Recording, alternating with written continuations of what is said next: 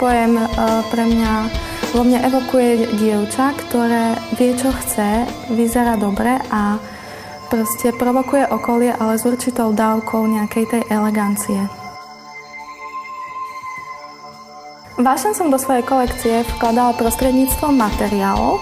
Napríklad som využila elegantné materiály, ako sú žakár a taft. A taktiež som to kombinovala s tými hravejšími materiálmi, ako rôzne pleteniny a plyš. Žena v mojej kolekcii sa cíti odvážne, je hravá, púta pozornosť a chce vyžarovať. S vášňou robím hlavne módu, pretože vtedy cítim také zadosťučinnenie, že viem, že to bude dobré a viem, že to bude vyzerať super. Originalita v obliekaní spočíva hlavne v kombinácii rôznych detailov, pretože hlavne detaily dodávajú odevu určitý ráz, ktorý vyjadruje tú osobnosť.